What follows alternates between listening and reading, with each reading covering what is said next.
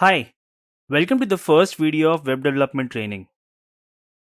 At the end of this video, you will be able to understand the terms web development and website, understand the significance of HTML, CSS, Bootstrap, JS, React, DBMS, and PHP in building a web application, understand the future prospects of web development. We all use various websites on a day to day basis, whether it is to buy some clothes, order some groceries, watch your favorite movies, and many more, and the list is never ending. But do you have any idea what a website is and who creates these websites? Don't worry, you will learn all about these as we will progress along in this training. Creating a website is a complex and time consuming process, and for that, one needs to be proficient in various web technologies. To build a website, we need to learn and master web development. Web development helps us to understand all these web technologies and the logic behind codes that are used to create a website. Through web development, you can create any website you want. If you have a cool idea like Mark Zuckerberg had, you can use it to build an online business which can get us a lot of money and fame. Or you can create a website like Wikipedia, which has been helping students all over the world since forever with their assignments. So, to create a website, all you need is an idea that solves a problem or has a purpose and good web development skills. Suppose you want to make a website that makes it easy for the college students to share the class notes. This will help everyone to do well in exams and not run around to find notes at the last moment. Wouldn't that be cool? Right. Now that you know a little bit about websites and what they can do, let us move to the questions we posed earlier. What is a website? You have used multiple websites and you already know what a website looks like. So let us put a formal definition to a website. A website is something that you open in a browser. A website has a unique name and a specific purpose. It is composed of multiple related web pages that contain some specific information. Let us understand this with an example. Facebook.com. It has a unique name, it serves a unique purpose, that is, helps us connect with our friends and family, and it has multiple related web pages such as homepage, profile page, post page, etc. Now, our next question was, who creates a website? Well, it is very simple. A web developer creates a website. In other words, anybody who creates a website is a web developer. There are three types of web developers: front end web developer, back end web developer, and full stack web developer. Let's understand what we mean by these terms. Front end means the technologies which run on the user side.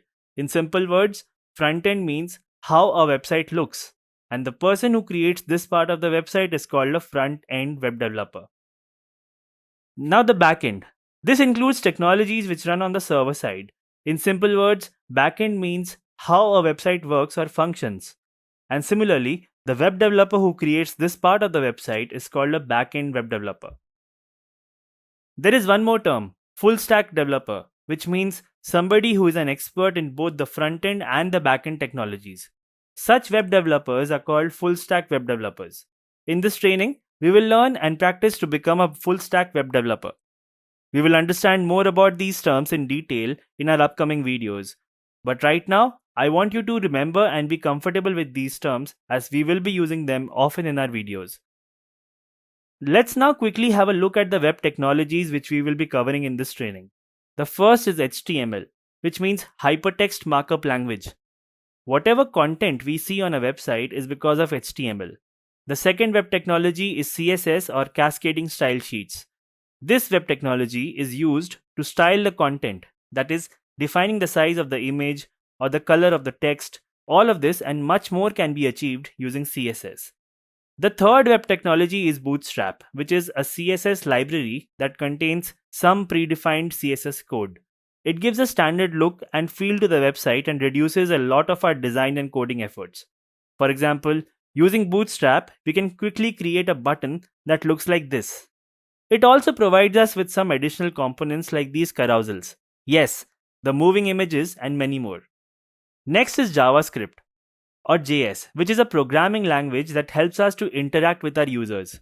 For example, if you browse the Amazon's product page and if you take the cursor over these thumbnail images, the main product image changes. This type of interaction is possible by JS. The fifth web technology which we will be covering is React. React is a JavaScript library that lets us compose complex user interfaces from small and isolated pieces of code called components. The sixth web technology is DBMS or Database Management System. This is where we store user related information, also called as data. For example, the email, the password, and other related information a user enters while creating his account on any website. Apart from this, in this module, we will install MySQL. Using MySQL, we enter SQL queries that are used to communicate with the database. Finally, the last web technology which we will learn is PHP. It is a programming language through which we write scripts that are further used to store and fetch user data from the database while filling a form in the website. To summarize, in this training we will learn 7 different web technologies. In the front end part, we will learn HTML, CSS, Bootstrap, JavaScript and React. In the back end, we will learn DBMS and PHP. Don't worry if all these terms sound too complex. We will cover all of these technologies in great detail and you will eventually get comfortable with all of these. But before we end, let us look at the opportunities web development can offer. As mentioned earlier in this video, you can choose to become a front-end web developer, back-end web developer, or a full-stack web developer. The choice is all yours. Whatever you choose to become, there are plenty of opportunities. You can become a freelancer or an entrepreneur or a web developer in some big tech company. Once you have learned this skill, you can decide what you want to become. With this, we have come to the end of this video. In the next topic, we will understand the basics of web development. See you then. Bye-bye.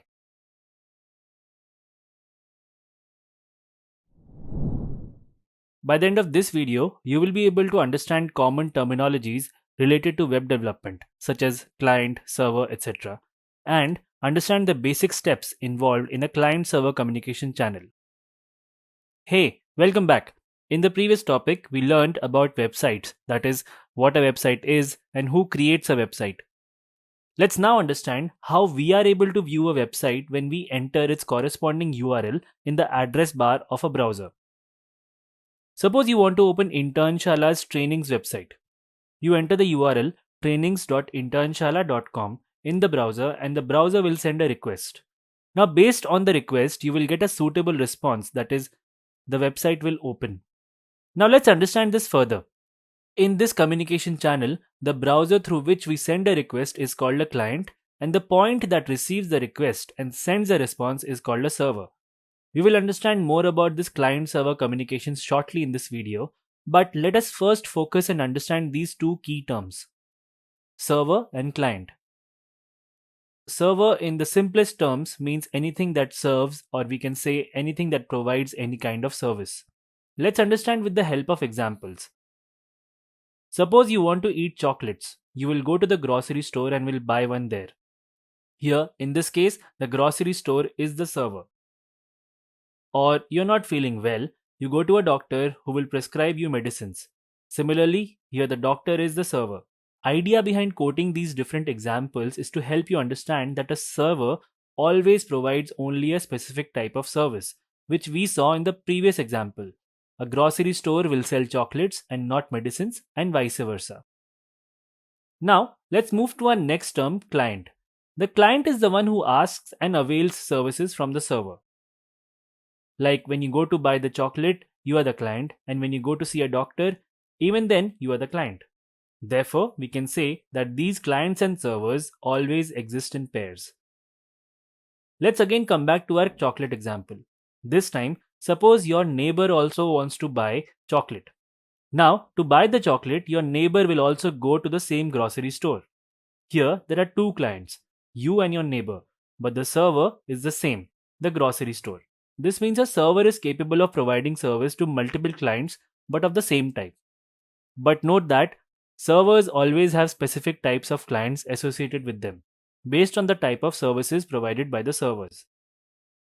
So to summarize, a server is anything that provides any kind of service, and a client is the one who avails the service from the server. Hope now you have understood what do we mean by the terms client and server. Let's now understand how the communication happens between a client and a server. To understand this, let us again come back to this example.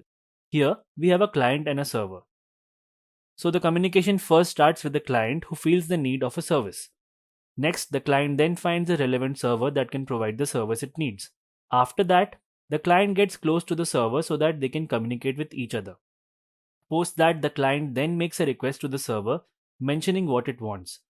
Now the server acts and processes the client's request. And lastly, once the processing is done, the server then sends a response back to the client. If the above steps sound too complicated, let me simplify this with the help of a doctor-patient example, which we discussed earlier in this video. Suppose you are a client who is not feeling well and you need to consult a doctor. This would be our first step where the client feels the need of a service. Next, you will find a nearby doctor who you think can help you with your illness. If you remember, this step is exactly the same as the second step which we discussed earlier, that is, client then finds a relevant server who can provide the service it needs. Next, you go to the doctor, which is the same as the third step, that is, the client gets close to the server so that they can communicate with each other. Then you request the doctor to diagnose you, which is again the same as the fourth step. Now, the fifth step states that the server acts and processes the client's request. And here, in this case, also, the doctor acts on your request and starts the checkup. And finally, the doctor prescribes you the relevant medicines, which is basically the last step of the client server communication channel. I hope now you have understood the steps that are involved in the client server communication channel. In the next video, we will learn more about client server communication in technical terms, along with some common terminologies that are used in web development.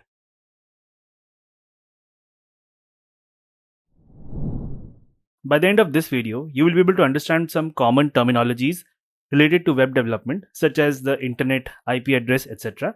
Understand what a web server is and its role. Understand how a browser and a web server communicate with each other. Hi, welcome back.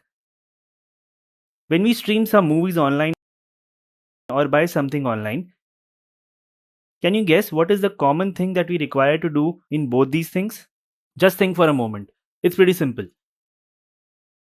Well, you might have thought of internet, which is absolutely correct.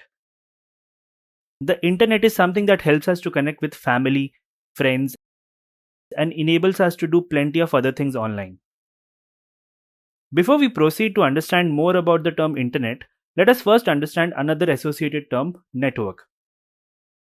Network, in simplest words, means an interconnection of computers. A network facilitates computers to communicate with each other if the computers are part of the same network.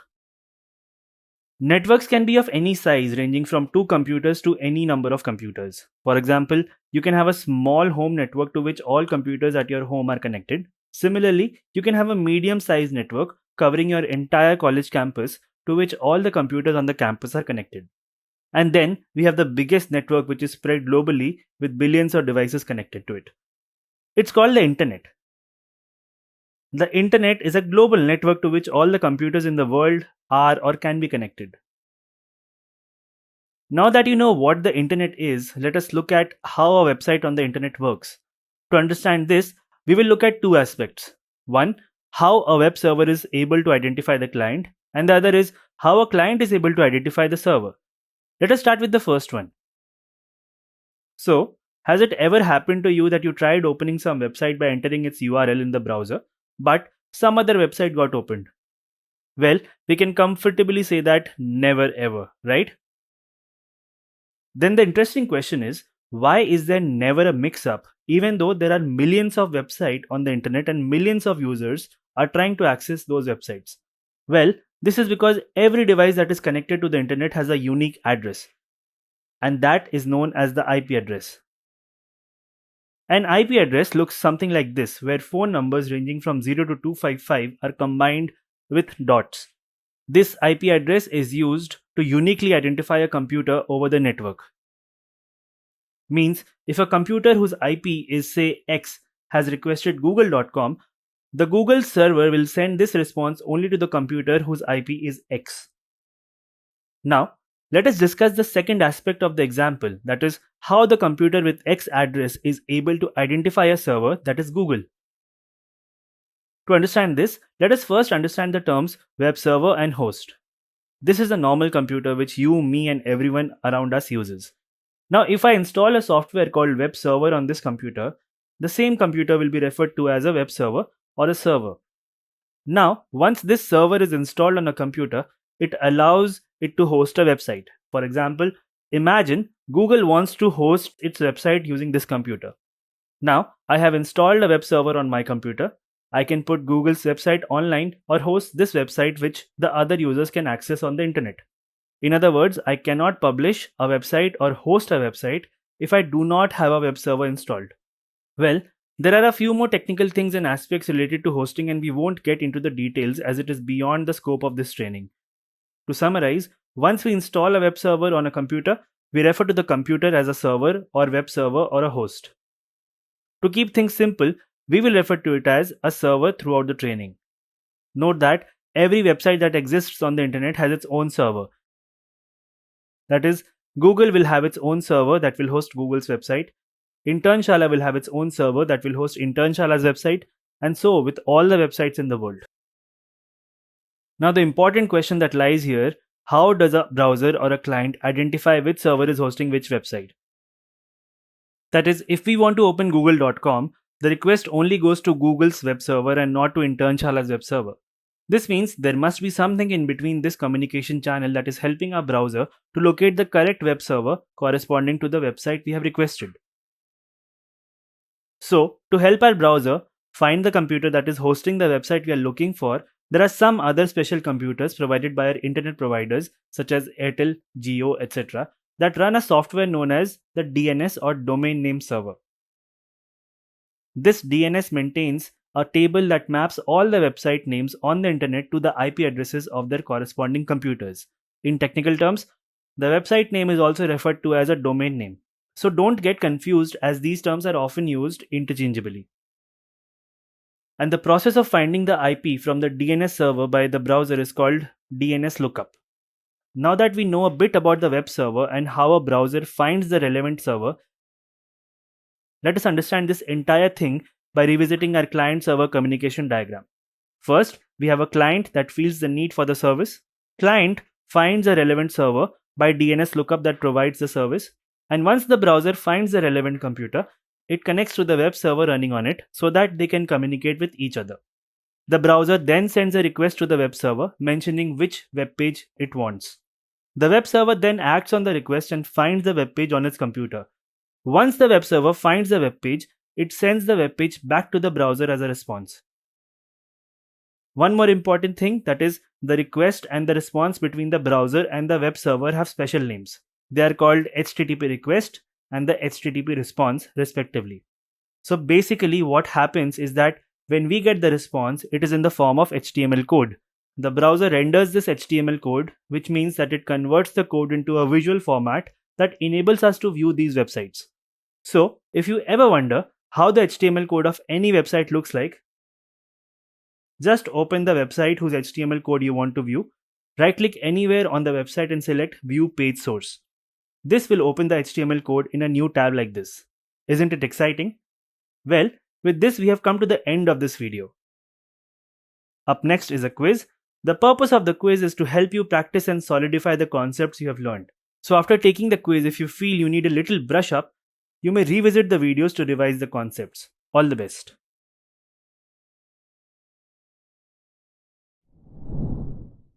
Hi, welcome back. By the end of this video, you will be able to understand the significance of local development environment. To create a beautiful and fully functional website, a web developer has to typically write thousands of lines of code. But simply just writing the code does not assure that the website is ready to use by the users. There are multiple phases that a code has to undergo. Only then a website is ready to be used by the users. We first need to test the website on our own computer to ensure that there are no bugs or errors and all the functions and features of the website are working smoothly. Once we have tested the website on our own machine thoroughly and are satisfied that everything is in order, then we put this to the host computer. That is, we make the website public for everyone to access and use. Our own computer, in other terms, is also referred to as local.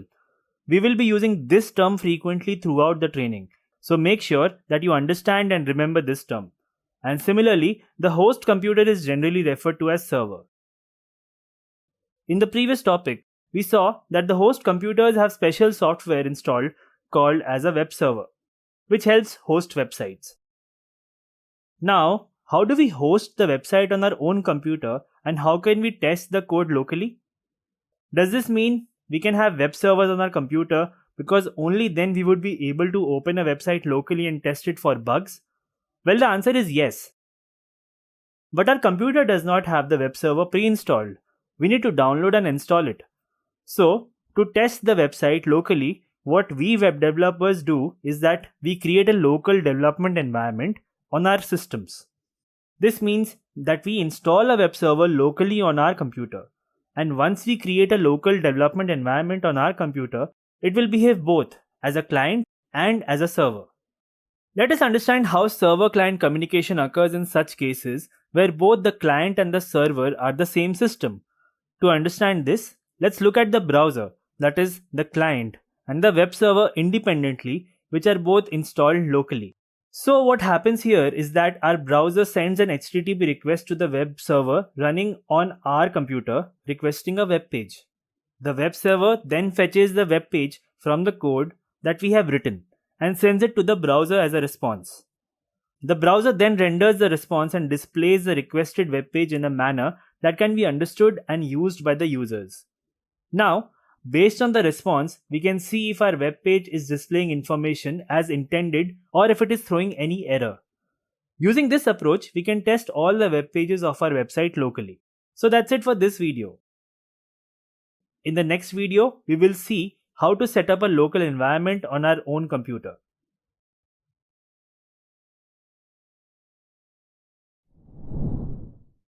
By the end of this video, you will be able to set up a development environment on your computer. Apache and Nginx or Nginx are the most commonly used web servers. However, we will be focusing only on Apache since it is free to use and the most widely used web server. Let us see how we can use Apache locally in the Windows operating system. If you are a Linux or a Mac user, you can skip this video and proceed to the next video corresponding to the installation of Apache in Linux or Mac OS. Now to use Apache, we need to install XAMPP server, which is a package that consists of Apache, MySQL and PHP all at one place. To download XAMPP server, go to this link which is also given below the video. Once you open this link, you will see this page. Now to download XAMPP, click on this download button and make sure that you download the latest version only.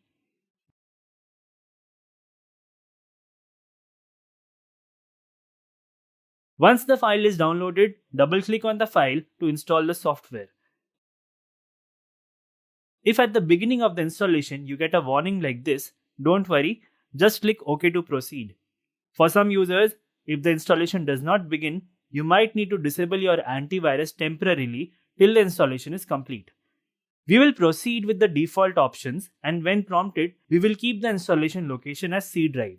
You can choose any drive you want, but I would suggest you keep the C drive as the default installation folder.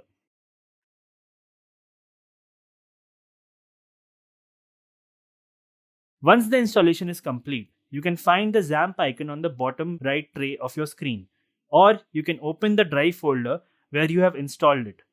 In my case, it is a C drive where you can see we have a folder named XAMPP. We will open this folder and if we scroll a bit, you can see the XAMPP application.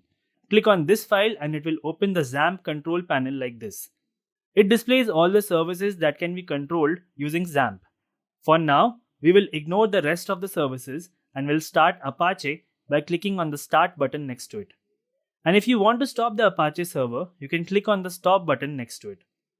So, you have successfully installed XAMPP in your local on a Windows system. In the next video, you will see how we can install the Apache web server in the Linux operating system.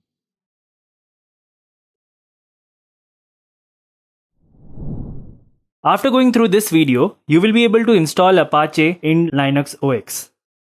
Installing Apache in a Linux operating system is simple and easy. Let us see how we can install the web server, Apache, in the Linux OS. First, we need to start the terminal and for that we enter Ctrl+Alt+T. Now, enter the command sudo apt get install Apache 2. Now, this may ask for your login password to proceed. Enter your login password and press Y when asked for confirmation. Now, depending on your internet's bandwidth, the installation might take some time. There you go. You have successfully installed Apache on your system. Let us check the system of the installed Apache, that is, we will check if the Apache is running or not. And for that, again open the terminal by entering Ctrl plus Alt plus T. Now enter sudo service Apache 2 status. This shows the Apache as active and running. Now, if anywhere you feel that your terminal has stuck, please press Q. Please note this command as it is important and is used by developers whenever the terminal gets stuck. Next, if you want to stop the web server, enter the command sudo service apache 2 stop. This will stop the Apache web server. Now, to see that the Apache is not running, you need to check the status. Can you guess which command we will use? Pause the video and think for a moment. We have used this command a few moments back. To check the status of Apache, we will enter sudo service apache 2 status. This will show the Apache as inactive. Again, I will repeat. If your terminal gets stuck, press Q. Now, when we installed Apache, it was by default running on our system. So if you need to start Apache, you need to enter sudo service apache 2 start in your terminal. Also, you can restart Apache anytime you like. And for this, you need to enter sudo service apache 2 restart.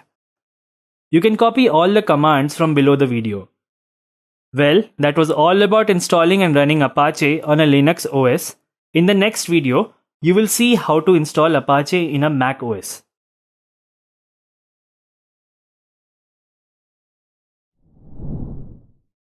After going through this video, you will be able to install Apache in Mac OS.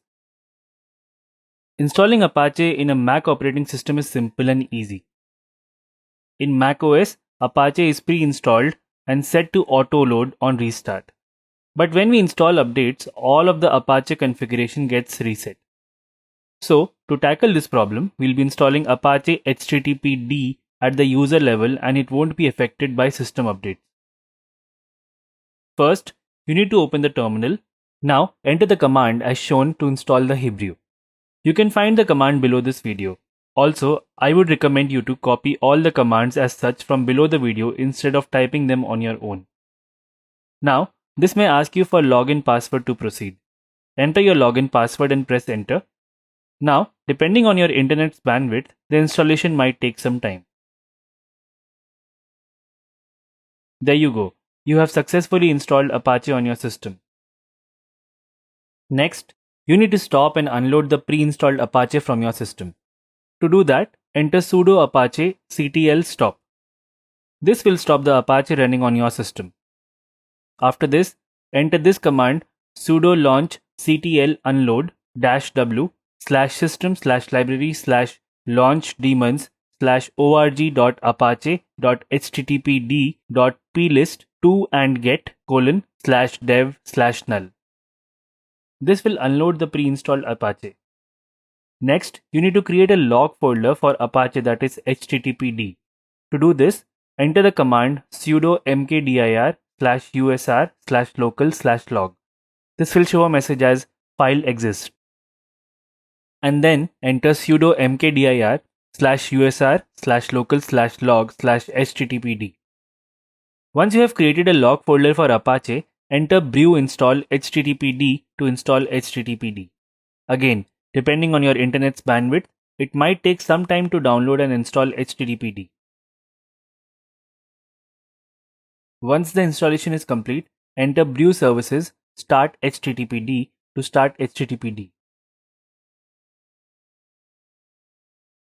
Now, to check if we have been successfully able to install httpd, we will enter http localhost 8080 in the URL of the browser. If everything is installed perfectly, you will be able to see the message it works like this. Next, all you need to do is configure Apache on your system, and for that enter sudo nano /usr/local/etc/httpd/httpd.conf.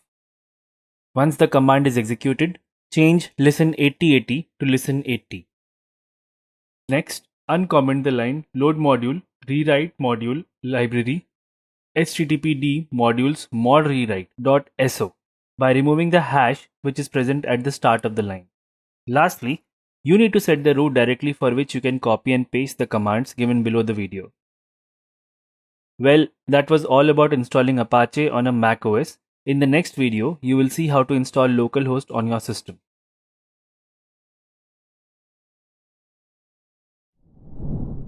By the end of this topic, you will be able to understand how a web browser sends a request locally. In the previous video, we installed XAMPP on our computer.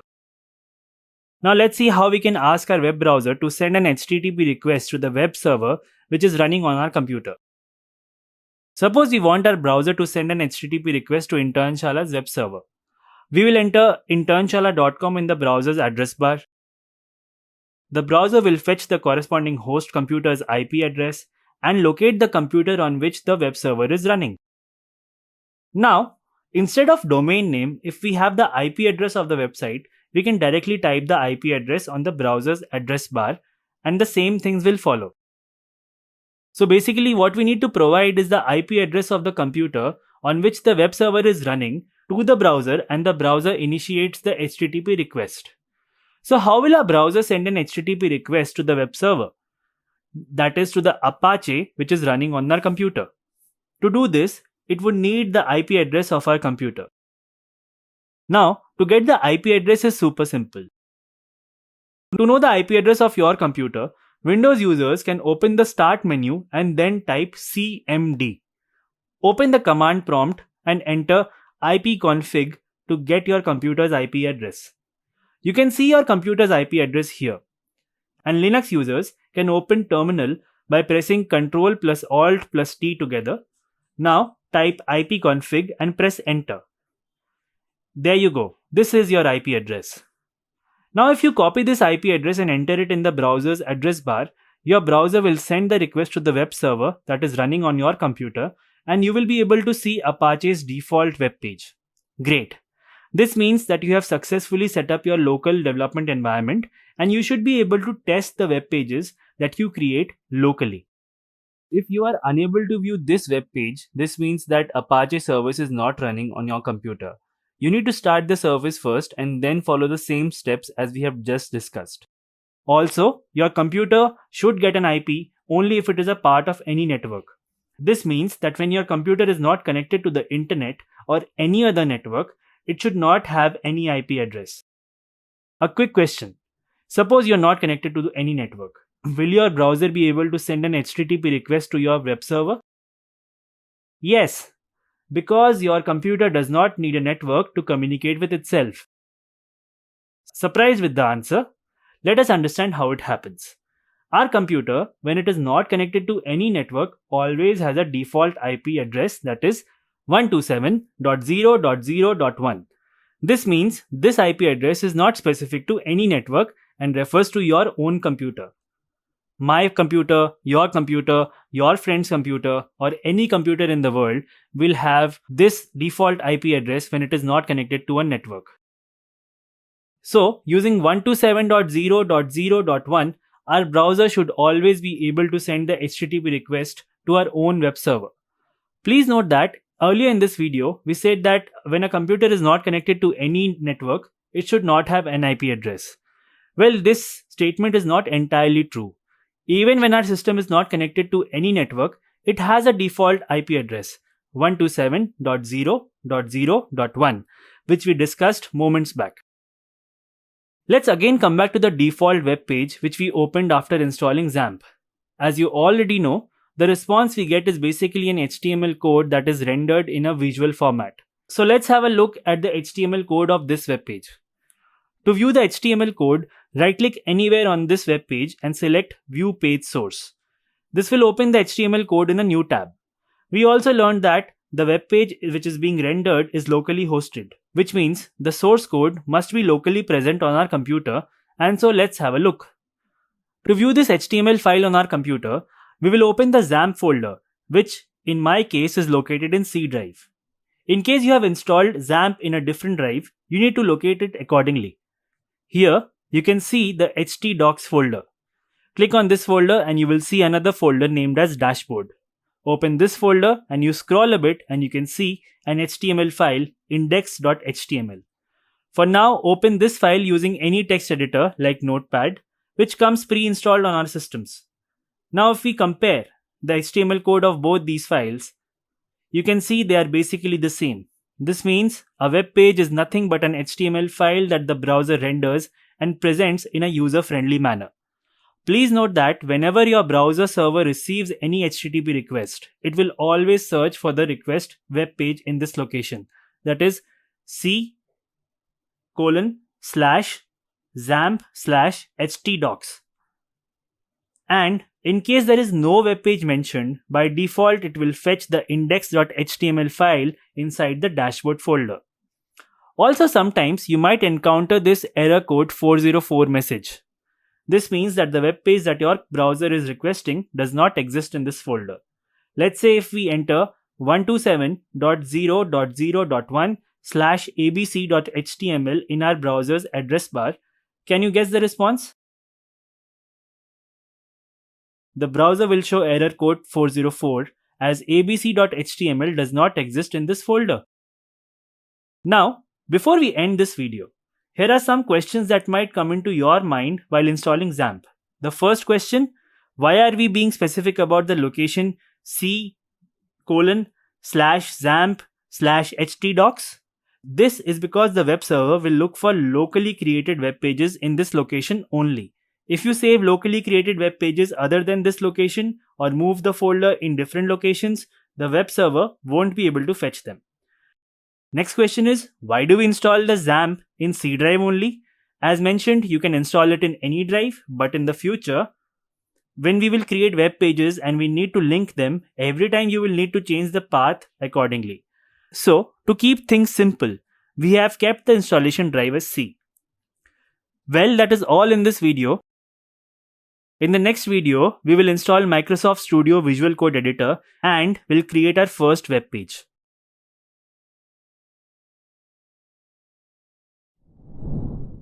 By the end of this video, you will be able to set up Microsoft Visual Studio Code Editor on your computer. Create your first web page in your local. So finally, the time has come for which you have been waiting for so long. That is, to create your first web page. But wait, before we proceed, to create our first web page, we need to install the code editor first. Code editor is a software used to view and write code on our computer. We will be installing Microsoft Visual Studio Code Editor, which is also called VS Code. VS Code is a lightweight yet powerful code editor and is the most widely used code editor among web developers. You may use any code editor as per your convenience, but for this training, we will be using VS Code Editor. To download VS Code Editor, open this link. This link is also given below the video in the resources. Here in this page, you can see a button labeled as Download for Windows. Click on this button to download the file. Depending on your internet bandwidth, it might take a while to download the file. Once the file is downloaded, we will click on the file to run it. Accept the terms of license agreement and click on Next. Here, you can select the drive folder where you want to install this software. I will proceed with the default location, that is C drive. Here, you can select the checkbox to create a desktop icon that will come handy in future to open the software. Now click on the Install to install the VS Code Editor. And once the installation is complete, the VS Code will launch and this is the first screen you will see. Note that the download and installation steps for Windows and Linux OS are the same. Now, as a beginner, it might be overwhelming for you to see all options in the VS Code Editor. But trust me, as we will progress through the training, you will be able to understand and use the relevant features that will help you become a good web developer. For now, let us create our first web page. Click on the File option here and select Create File option. This will open a new file in a new tab. We will type Hello World here like this and will save the file as hello.html. To save the file, we will again browse the File menu and will select the Save As option. Select the htdocs folder, which is inside the installed XAMPP folder. As mentioned earlier, your installation folder might be different. So you need to select the folder location accordingly. And from now on, whenever we refer to the C colon slash XAMPP folder location, it will mean your installation folder. Now, if you want to see if the web page you just created is working or not, enter this URL in the address bar of your browser. Here it is. Amazing, right? So congratulations on creating your first web page. Also note that web server can fetch files only from this folder location, that is czamp htdocs. So we will create all our web pages in the future in this location only. Now, coming back to the web page which you just created, if you can replace the IP address with the term localhost, you will get the same result like this. Also, whenever we are working in our local environment, we act both as a web developer and as an end user. Now, why so? This is something that I will leave for you to find out. That is all in this video. So up next is a quiz. All the best.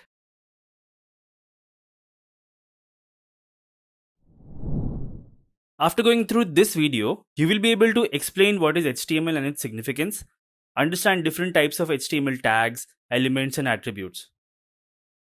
Until now, we have discussed a bit about HTML, whether it is the HTML response we get in the client-server communication or viewing the HTML code of a web page. So, let's put a formal definition to HTML before we dive more into it. HTML stands for Hypertext Markup Language. A markup language is human readable, which means it contains standard words rather than typical programming syntax.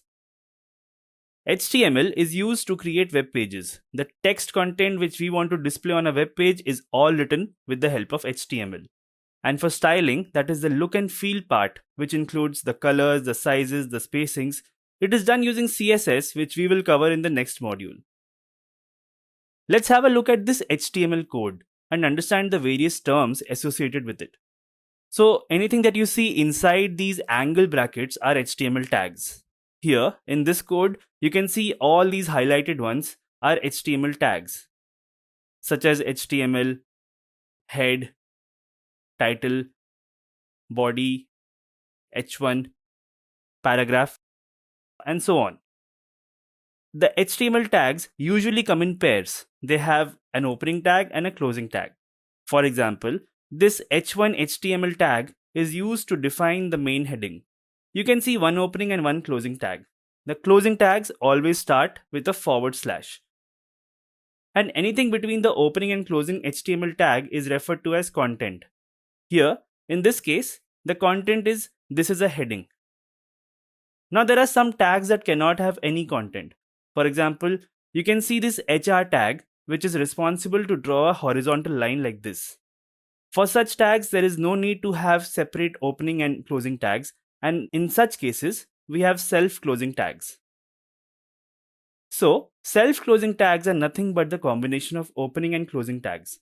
Similar to closing tags, self-closing tags also have a /, but just after the tag name.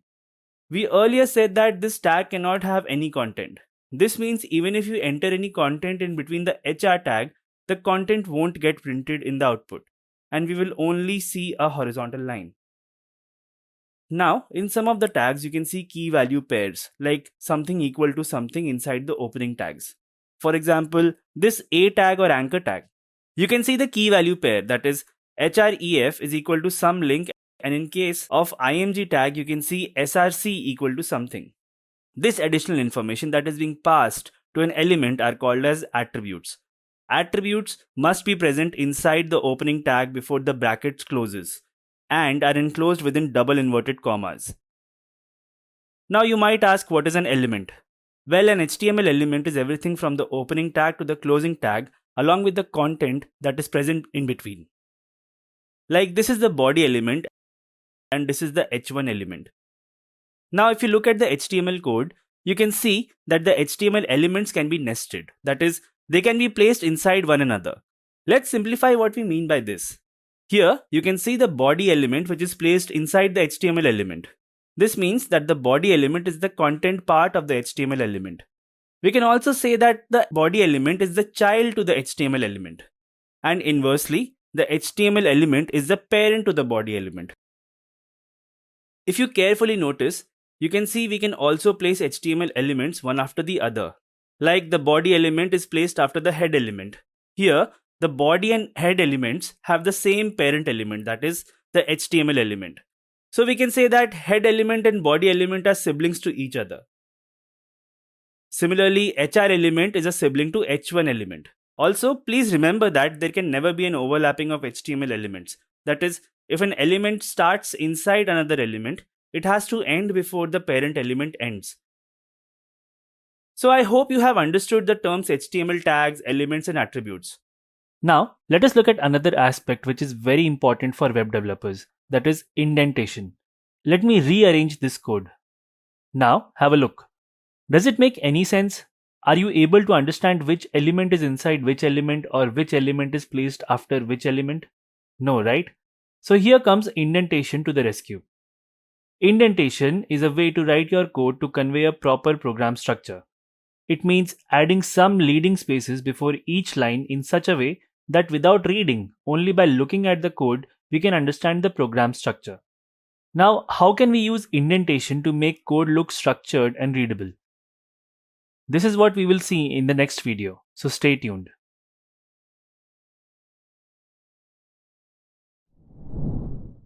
After going through this video, you will be able to understand the importance of indentation in programming, understand the roles of various HTML tags, understand how to open a locally created HTML on our browser. In the previous video, we left on an interesting note, how we can make this cluttered, unreadable code look like this, which is more structured and readable. So, to make a code look more structured and readable, we follow some standards or rules. That is, the child element must start after adding 4 spaces from where its parent element started. You can choose to add spaces as per your own convenience, but make sure it makes the code readable and is uniform throughout. In general, 4 spaces is the most widely used adopted practice among web developers. These spaces are called leading spaces. Let's see what do we mean by this.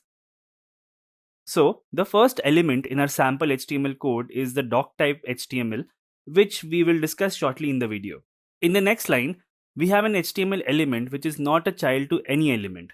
So this will start without any leading space. Next, we have a head element which is a child to HTML element. So it will start with 4 leading spaces. To add a leading space, just press spacebar once. So for 4 leading spaces, we need to press the spacebar 4 times. Next, we have a title element which is a child element to head element. So the title element will start with 4 additional leading spaces as compared to its parent head element. This means we need to add 8 leading spaces. The head closing tag will be written in a similar way as we have defined the opening tag, that is, by adding 4 leading spaces. And using a similar approach, we will write the closing body and HTML tags. Indentation is the most basic and important thing that separates a beginner level coder from a good coder. This principle is not only followed in web development but in all programming languages. If your code is written neatly with proper indentation, anyone looking at your code will be impressed and will appreciate you for writing neat and structured code. It has several other benefits. For example, if you apply for a job and submit your code as an assignment, the first thing that the interviewer will see is the way you have written your code. This would enhance your chances of getting selected. So make sure that whenever you write a piece of code, it should be well structured and indented. And the only way to ensure this is to practice more and more so that you build this habit. Now, let us again come back to HTML code and let me walk you through the various tags, elements, and attributes we have used. The first is the doc type, which is neither a tag nor an element. This tells the browser that the following is an HTML code and needs to be rendered accordingly. This will always be the first line of code. Next, we have HTML. HTML is the root element of the entire code. All the elements will be present inside this root element, that is HTML element. Please note that HTML element has only 2 direct children, that is head element and body element. The head element only contains some additional information about the web page that is not directly a part of the web page. For example, the title element that contains the page title of the web page, which is displayed at the top of the browser. Don't confuse this head element with the header of any web page. Mostly, beginners make this mistake here. Next, we have the body element that contains all other elements that are directly visible on the web page. For example, the H1 tag is used to add a heading. The P tag is used to add a paragraph. The HR tag is used to add a horizontal line, which is a self-closing tag. The A tag is used to add a clickable link that redirects the user to a different page. The content part inside the opening and closing tags is visible on the page, that is, click here. This content is linked to a URL which is defined in the href attribute. This means if you click on click here, you will be redirected to Internshala's website. And lastly, we have an image tag which is used to add an image to our web page. The src or the source attribute defines the path from where the image will be fetched. It is also a self-closing tag. We will look at this tag in detail in the next topic. So that was all about the various HTML tags, elements, and attributes that are present in our HTML code. Now before we end this video, I would like you to focus your attention on how to open HTML files in your browser. One way you are already familiar with is by entering the file name in the address bar of the browser. This is something that we have already discussed and seen in the previous video. The other way to open an HTML file in your browser is by double-clicking the file. Now this method is not preferred because there is no HTTP request response cycle. In this case, you are simply asking your browser to directly render the HTML content present in the file. The first method is preferred because to become a good developer, we should always replicate the real world scenario. Also, as we will progress to the later stages of the training, things will not work without HTTP request response cycle. And most importantly, to open any HTML file through the browser, we will always save the HTML files in this location only because Apache will not be able to find the files anywhere. Well, that is all in this video. Up next is a quiz. All the best.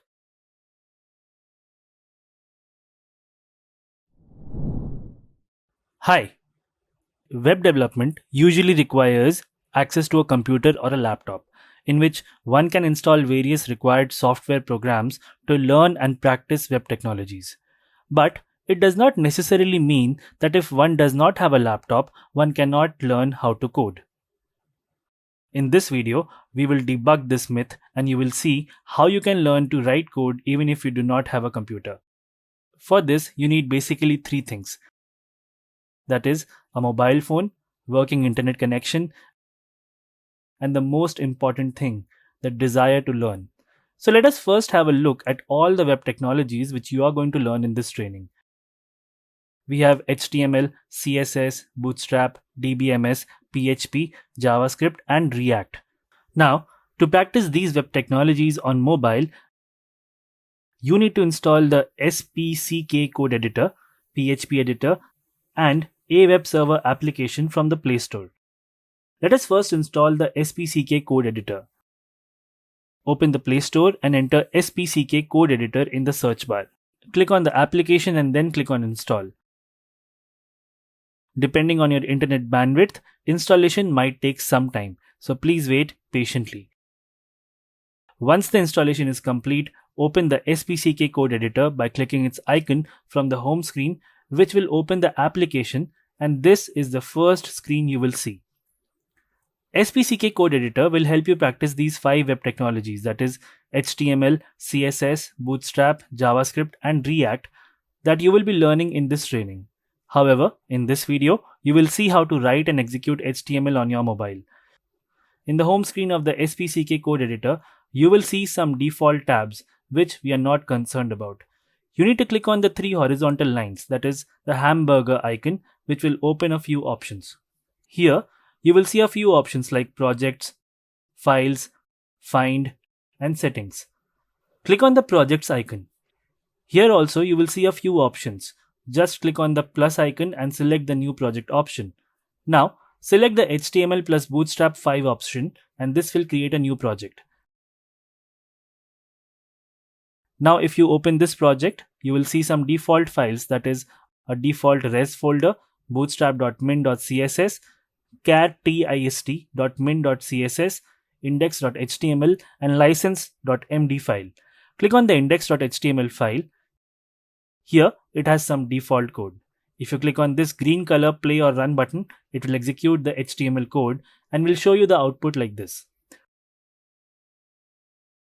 To again go back to the code, click on these 3 dots here and select exit. Now, as we don't need this code and will write our own custom HTML codes, we can either delete the contents of this file or we can delete the entire file. Let me show you both the ways. To delete the contents of the file, we need to first select all the content. And for this, click on the cascading windows like icon at the bottom of the screen. This will select a certain area of the code. Now, click on the 4 horizontal lines. This will select the entire code and click on the scissors icon and delete button from the keyboard to delete the code. Another way is to open the hamburger menu. Click on the 3 dots next to the file and select delete. The next step is to create an HTML file inside the rest folder. Again, click on the 3 dots and create a new file named index.html. If we look at this default file, you have some default code already written. Now, this is the beauty of using a code editor on mobile. We get some default HTML code, which is basically the structure of an HTML code. This is pretty convenient as we don't have to write the code from scratch. So let me show you how to write code using this editor. At the bottom of the screen, we can see some default writing options being displayed. Well, these options make writing code super easy. Let us first give this page a title. Say sample page. Now inside the body tag, let me add h1 heading. Please look carefully at how using these custom buttons below, I'm able to enter the code. So let us run the code. To do this, click on this run button in the top right corner. There we go. The code is running. So this is how we can execute HTML codes using this editor. But before we end this video, I would say coding in mobile might become challenging at certain times. And you may have to find solutions or ways around on your own. For example, writing a code using a computer or a laptop is easy as you have a separate keyboard that helps you to write the code efficiently and easily. But if you type a code using mobile, things might become a bit overwhelming as the screen size is small. Also, the keyboard is small in a mobile and you have to shuffle across the keys a lot of times to enter your code. One more thing, like we have said earlier, it is not possible to debug a code using inspect element on mobile. Right now we won't dive into this statement. You will understand what we mean by this as you progress along in this training. Just remember the saying, where there is a will, there's a way. So don't panic at any time. Take your time to understand things and eventually everything will work out. All the best and happy coding.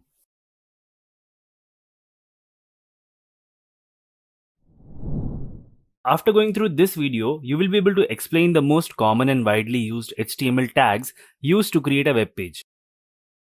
In the previous topic, we briefly learned about HTML tags, elements and attributes with the help of this HTML code. In this video, we will learn about HTML tags in detail. There are a lot of HTML tags and learning or knowing all of them is not necessary or required at this moment. So, to keep things simple, we will only be studying these HTML tags. These are enough to develop almost any website. We will start with the headings HTML tag. As the name suggests, headings HTML tags are used to define headings on a web page. The headings tags are of 6 types, that is h1, h2, h3 and so on till h6. h1 HTML tag is for the most important heading and hence it is the biggest in size. And as we proceed to h2, h3 and so on, the size of the heading keeps on decreasing. Let's have a look and compare the size of the headings.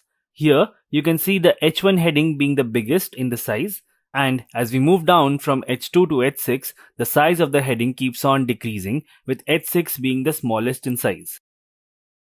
Now, the next most oftenly used HTML tag is the paragraph tag or p tag. This is used to define a paragraph on a web page. Suppose we have multiple paragraphs in our web page content. In such cases, we use these p tags to define paragraphs like this. Also, please note that when we use p tags, they add some additional space both at the top and the bottom of the paragraph. If you are wondering why, this is because it is an inbuilt property that helps to segregate two paragraphs. Next is the break tag or br tag. This tag is used to define a line break without starting a new paragraph. For example, if we wanted to add multiple line breaks in this line, we will add break tags here and here like this. Let's look at the response on the web page now. You can clearly see that the line breaks where we have inserted line breaks. Also, we have studied earlier, break tags are self-closing tags. You don't need to add a closing tag for such HTML tags. Next, we will consider the horizontal rule tag or HR tag. These HTML tags are used to create a horizontal line on a web page. Let's say we have this code where we have used the HR tag. Let's see the response on the web page. You can see that the horizontal line gets created from the leftmost point on a new line to the rightmost point. And the preceding content of the web page continues from the next line after the horizontal line. This tag is again a self-closing tag, so we don't need to add a closing tag. Let's move to the next tag, that is the link or anchor tag or A tag. Again, as the name defines, this HTML tag is used to create a hyperlink. A hyperlink is any content, generally text, which links to some other web page. The web page can either be of the same website or of some external website. Let's simplify this with the help of this example. Here, you can see we have href attribute in which we have defined the website's link, and then we have the content that will appear in the web page. This content is linked to the URL which we have defined, and when users will click on this, it will open the link. Also, if you look carefully, in the A element, we have also defined another attribute target equal to blank. Well, this is used if we want to open the hyperlink in a new tab. Let's have a look at the response of this HTML code in the web page. You can see that the content part is hyperlinked. Let me click on this. There you go. You can see in the new tab, Internshala's website is opened. Now, this is because we have defined target equal to blank attribute. Let me quickly remove the attribute from the HTML code to show you the difference. Again, if you click on this content, you can see that Internshala's website gets opened in the same tab. So this is how your anchor tags work. The next important HTML tag we will discuss is the div tag or the division tag. These tags are used to create different divisions or sections on a web page. Let's have a look at this code in which we have used div tags here and here. If we execute this HTML code and see the response in our browser, we can see visually there is no change as we have very few elements. But believe me, div tags are very powerful when building complex web pages, as they are used to create manageable structures in our HTML code. Here, you can see several divisions, and inside each division, we can arrange or manage our content in a structured way. Next, we will cover the span HTML tag. This HTML tag is used when we want to group a part of the text, mainly to style it differently. Let's understand this further using this HTML code. If you see the response in the browser, you can see this part of the text is in blue color. This is because we have added some style properties in the HTML code here. Don't worry about these style properties at this moment. We will cover them in detail in the next module. So in this video, we have covered headings tag, paragraph tag, break tag, horizontal rule tag, anchor tag, division tag, and the span tag. There are few more important HTML tags which we will cover in the next video.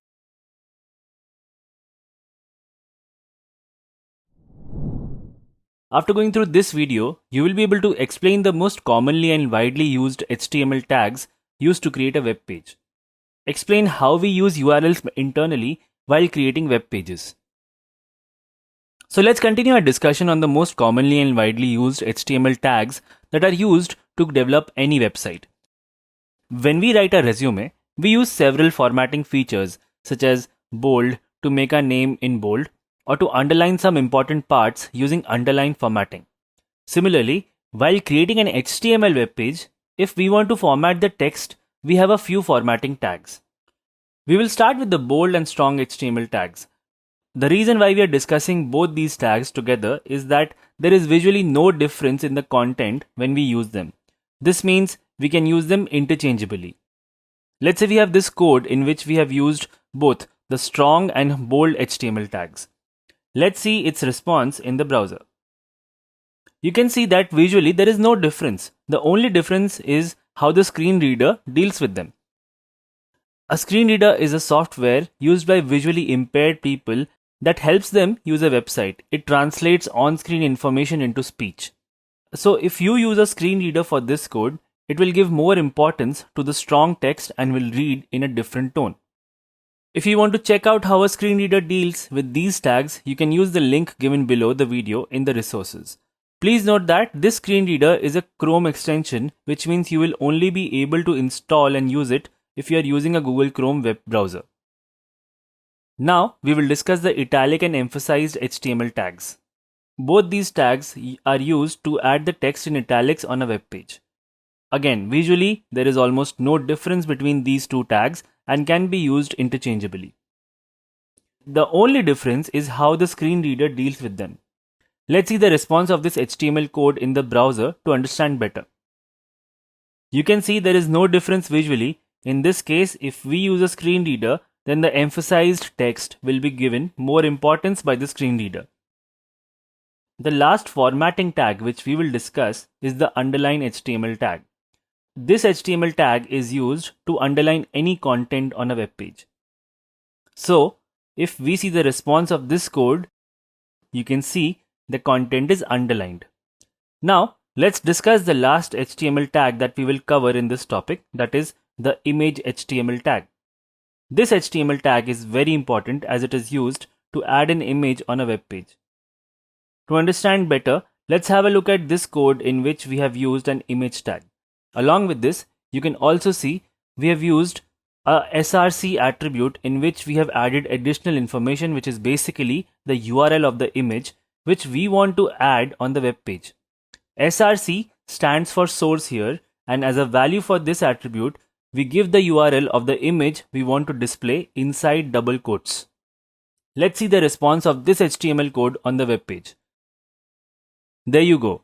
You can see the logo of Internshala. Now, suppose if we want to replace this image with a text which on clicking will open the image. To do this, we use another attribute, alt, to add alternate text to the image.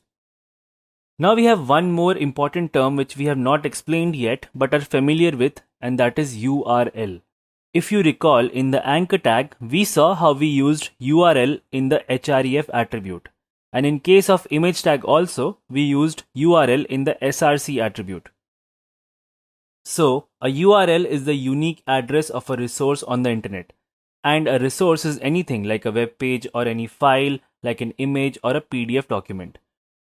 To understand this, let's take this same example which we discussed in the image tag. Here, the URL has two parts.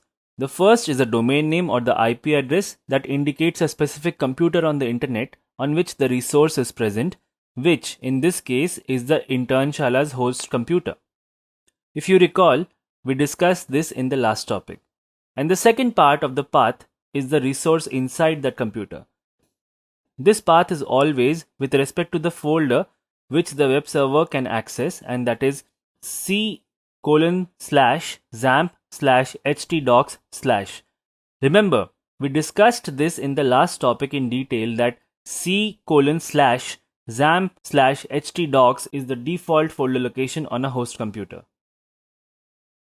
So this URL indicates that on Internshala's host computer inside the htdocs folder, there must be a folder named static which contains another folder named images, which contains a folder named common, which finally contains the image named new_internshala_logo.svg. So the overall path of the image is this. Now, both these parts are preceded by HTTP or HTTPS. This complete URL is also called an absolute URL, and using an absolute URL, we can access any resource on the internet. Now, as you are already aware of a client-server communication channel, so how does the communication occur when we have such tags in our HTML file? Suppose this code is saved in the HTML file as home.html. Now first, the browser initiates an HTTP request for the HTML file, that is home.html. Then the web browser finds this file on its computer, that is the htdocs folder, and sends it back to the browser as a response. Note that till now the web browser has not opened the HTML file, and hence it is not even aware about the image to be fetched. It is only after the browser receives the response and when it starts rendering the HTML into visual format, it encounters the image tag, and that is when it fetches the image by making another HTTP request, this time to the Internshala server. And once the image is fetched, it is then displayed on the screen. Now suppose instead of Internshala's logo, you want to use your custom resource on a web page. Let's say this sample.png file. To do this, you need to add the logo or image in the htdocs folder and run it locally using this absolute URL. Now if you notice, there is a catch here. Here, the domain name is 127.0.0.1, which means your own computer. Users won't be able to view this image as the path defined for this image will refer to your local machine, which is not the server in which the website is hosted. To solve this problem, we need to buy a domain name for our users to access the website. What is a domain name and how to buy one is something you do not have to worry about right now. Over time, you will understand this. Let's say we have purchased the domain under the name mynewdomain.com. So this absolute URL will become like this. If you want to test the code in your machine, you need to use this URL. And when you want to host the website for the users, you need to use this URL. Now, don't you think this is a hectic process that you have to change the URL every time? But there is a way around. Let's simplify this with this image tag HTML code, which we have been using throughout this video. So when we work locally on our systems, we won't add the domain name in the URL. Instead, we just add the name of the image preceded by a / like this. Now let's say we are running the code in our local system. So we are using the 127.0.0.1 domain name, right? Now, what the browser does is that while it is rendering the HTML code line by line, and when it comes across this src equal to sample/png, it automatically prepends or adds the domain name. In this case, 127.0.0.1 in front of the image source, and hence the image is rendered and displayed. Now let's say this code has been put up on the server. In this case, the domain name that one would be using would be newdomain.com.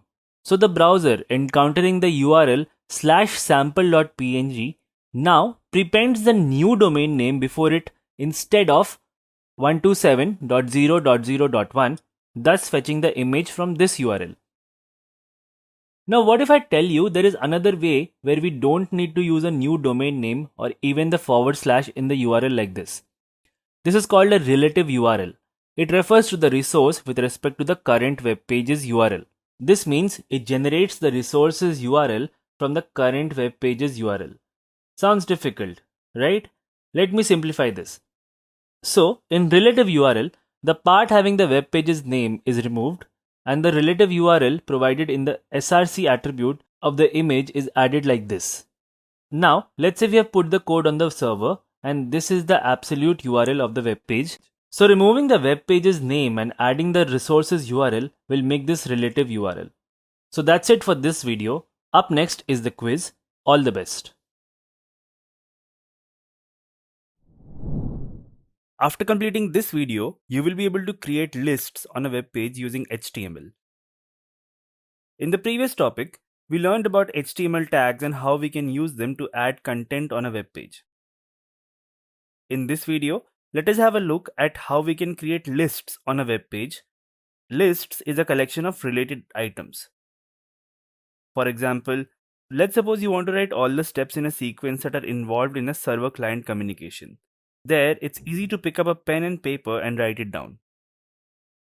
But how would you make a list on a web page? Well, this is also equally easy. To create lists on a web page, we use the lists HTML tag. Lists are of two types. One is ordered lists and the other is unordered lists. Let us start with the ordered lists. An ordered list is a collection of related items in some particular order. For instance, the example which we used earlier in this video is of ordered lists, as we have used numbers to define a particular sequence. To create an ordered list, we use the OL tag, wherein each list item then starts with the LI tag. Let's see how we can create an ordered list. We will first start the code with an opening ordered list tag. Next, The list items which we want to add in the ordered list will be added between the opening and closing list tags. And lastly, we will add the closing ordered list tag. Pretty simple, right? Now, instead of numbers, we can also use alphabets, Roman numerals to define the order of lists. To do this, inside the OL tag, we can use an attribute named as type, which can be used to choose the markers. Markers are used to assign value to type attribute to use a particular order type. So here, we have chosen the marker as 1, which means that the list will now have numbers. Now, depending on the value of the markers, we can choose to create different types of ordered lists. Here you can see we have 5 different lists and each representing a different type of order. Let us see the corresponding HTML code of the list 1. You can see we have defined the marker value as 1 inside the opening ordered list tag. So in order to create a numeric list, we use marker value as 1. Let's move to the list 2. Here, you can see in the HTML code, we have defined the marker value as small a to create a list alphabetically using small letters. Similarly, in the list 3, we have used capital A to create an alphabetically ordered list using capital letters. In list 4, we have used marker as capital I to create an ordered list using capital Roman numerals. And lastly, in list 5, we have used the markers as small I to create a list using small Roman numerals. Next is unordered lists. An unordered list is a collection of related items with no special order or sequence. Here, bullets are used to place an item. Let us see how we can create unordered lists using this previous example. Using a similar approach as we followed to create ordered lists, we will first start the code with the opening UL tag. Next, we will add all the list items using the list tag like this. Lastly, we will close the unordered list HTML tag. By default, the style of the bullet is disc shaped, and if we want to change the style of the bullet, we can use the type attribute and define its value. Now, if we add the type value as circle, you can see the disc shaped bullets have changed to circular bullets. And if we change the type value to square, the bullets change accordingly to square shape. Now, you might be curious to know if we can create an ordered list inside an unordered list or vice versa. The answer is yes, absolutely. To create such lists, also referred to as nested lists, we can use the OL and UL HTML tags interchangeably in the HTML code. Let us use this example to demonstrate how we can create a nested list. Suppose we want to create an ordered list inside an unordered list like this. This means that the first 2 list items will be in a bullet, the third item will be ordered, and the remaining list items will be again in a bullet.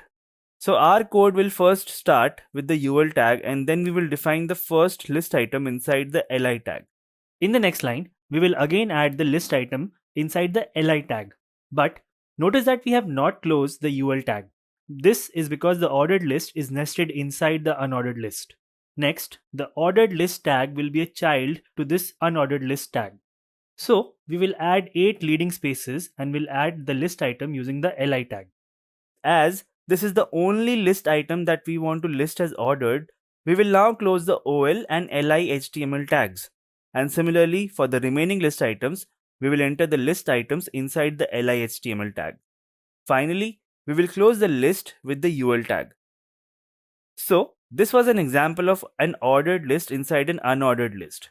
Using the same approach, you can create an unordered list inside another unordered list, create an unordered list inside an ordered list, and create an ordered list inside another ordered list.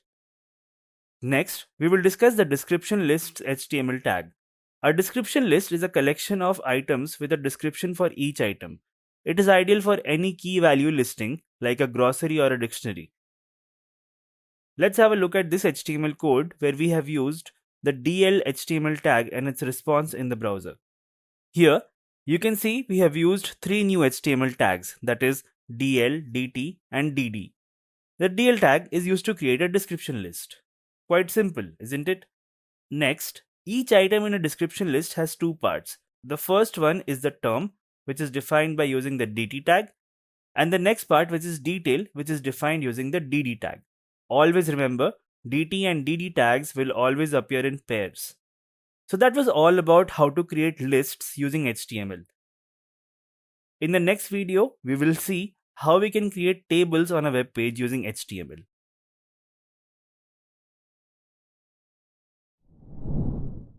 After completing this video, you will be able to create tables using HTML on a web page. Tables are a great way to organize and represent the data using rows and columns on a web page. It makes the content readable and easy to understand for every user. Let's say your semester results are out and your college has handed you a report card in which your individual subject marks are given in a paragraph. Or you want to calculate your monthly expenses and savings, so you start jotting them down in your diary. Don't you think that instead of all this text and paragraph in both the cases, simple tables like these would have worked better, as they would make the information clearer and easy to understand and read? So in HTML, we have few tags that help us create these tables in no time to represent important information or to represent numeric data. Let's say we want to create this table using HTML, in which we have defined the name of the student and the marks the student has secured in various subjects. To create a table in HTML, we use the table tag. Now inside this table tag, we will add more tags that will help us to add information in rows and columns. Now each row starts with the tr tag, and inside each row we have data for each column, which is represented by the td tag. So here in the first row, we have 3 columns. So we will enter the data of these columns, that is student, arts, sports, inside the td tag. Now we will close this row using the closing tr tag, as there is no more data in this row. In our table we have 3 rows. So using a similar approach, we will add the data for the remaining rows like this. If you notice, in the table the headings are in bold. To do this, we can replace the td tags here with the th tag, which means table headings. Th tag simply means td along with the bold tag. Note that the td or th tag is important to create a cell. We cannot directly use bold or strong HTML tag without the td tag. So to summarize, tr stands for table row, td stands for table data, and th stands for table heading. Now don't you think it would have been great if we can somehow add a border in our table like this? This will make the data more readable and distinct. Well, worry not. The table has an attribute named border, using which we can set the width of the border in pixels around the table and around each cell. Don't worry about the term pixel. We will cover this in detail in the next module. So in our code, we will add a border attribute and enter its value as 1. There you go. Please note that by default, the value of the border is set to 0. Therefore, the borders are not visible. Now, still, this is not the best representation of a table. You can see some extra spacing in each cell. If we want, we can remove this extra spacing by using another attribute, cell spacing. It specifies the space between two cells, vertically or horizontally in pixels. By default, the value of cell spacing is 1, and if we change it to 0 like this, you can see now there is no spacing in each cell. The table tag has one more attribute named cell padding. It specifies the space between the cell wall and the cell content in pixels. By default, it is also set to 1. If we increase the cell padding, we can set it to any number. For now, let's set it to 5 and see the output. Next, the table tag has height and width attributes, using which we can define the height and width of the table in pixels respectively. So, for understanding purposes, let us define the value of width and height as 400 and 200 pixels respectively. Here, you can see the noticeable change in the width and height of the table. Lastly, we have colspan and rowspan attributes. These attributes are used to span more than one column or row respectively. The only difference is that these attributes are not defined inside the table tag. They are used within the td tag. Let's see how we can use them. Suppose in this table, I want to add another row in the text. Both the students have passed the exam like this. To do this, I will add the colspan attribute like this by defining a new row and will assign the value as 3, followed by the text that I want to add like this. 3 means that the single cell will span across 3 cells. This looks like 3 columns are merged together. Using a similar approach, row span is also used. I would now like you to give a try on your own and see what happens. If you're not able to execute, don't worry. You can find the link below the video for its code. So that's it in this video. Hope now you have understood and will be able to create a table on your own. In the next video, we will see how we can create forms using HTML on a web page.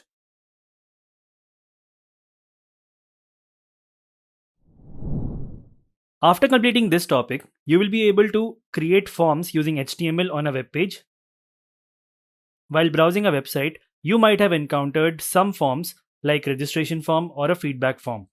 These forms usually ask for your name, email address, and some other basic information along with a few questions. Do you know how these forms are created? The answer is pretty simple and straightforward. We can create forms on a web page using HTML. But before we see how to create forms, let us first understand what they are. If I have to tell you in the simplest way, forms are used to collect some information in a structured way from users. To create a form using HTML, we use form tag. Let's have a look at this simple form which we have created using HTML and understand its corresponding HTML code. The form which you are seeing right now is fairly simple one. It includes fields where you can enter your email, password. You can select the gender by clicking on these radio buttons. Next, you can select the sports you like by clicking on the checkboxes. Notice that here you can select any number of checkboxes you want. Then, you have a drop down from where you can select the city of your choice. Lastly, you have a submit button to submit the details after filling the form. Apart from these options, you can add a ton of options and features in the form. Here, my purpose is to explain and give you a general idea of how we can add some of the most common features and understand its related attributes in a form. As mentioned earlier, to create a form, we use the form tag. And as you can see in the HTML code, we have an opening and closing form tag. Now, the next line in HTML code is a text box form element. It is the most commonly used element which is used to input text information such as name, place, etc. etc. The text box form element starts with an input tag which is followed by type attribute. The type text inside the input tag creates a text box. Without the type attribute, we won't be able to create a text box and won't be able to enter any text. The text box from element has another attribute name. So based on the information which we want from the user, we will specify a name accordingly. Here in our case, we need the email address of the user. So we have specified email here. Also, please note that the tag is a self-closing tag. Next, we have a password form element that is used to enter the user's password. To create this, we will use again the input tag with the type attribute. But here, instead of text, we will specify the type and name value as password. So when you type your password, it appears as dots and not as text. This form element is very important as it hides sensitive information like OTP, CVV number, or a PIN. Now, notice that we have added a line break. This means that the email address text box and the password text box will be in the same line. With this, we have created this part of the form. Now, if you look at the text box, we have some predefined options from which the user has to select one option by clicking on these buttons. These buttons are called radio buttons, in which instead of asking users to type anything, we ask them to choose from the given options. Radio buttons let the user choose only one option. Again, these form elements are created using input tag and the type attribute. And the type value that we specify is radio. Here we have 3 gender options, so we will add 3 radio buttons from elements like this followed by a line break HTML tag. Here, if you notice outside the input tag, we have added additional text as male, female, and others. This is done in order to label the radio buttons, which will help the users to choose the particular option accordingly. Now, similar to radio buttons, we can also create checkboxes. The checkboxes come into play where a user might select more than one option.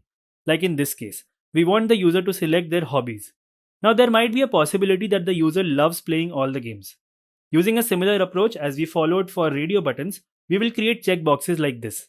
The only thing we need to change is the type value from radio to checkbox. Next is the dropdown.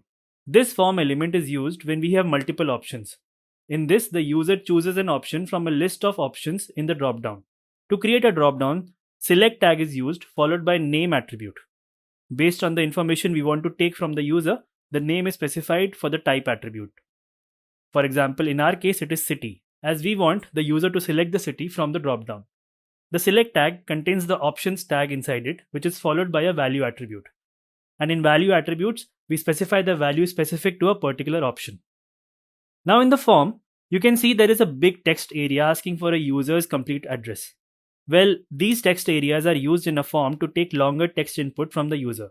It may be a feedback, description, or an address, like in this case, and depends upon the type and purpose of the form.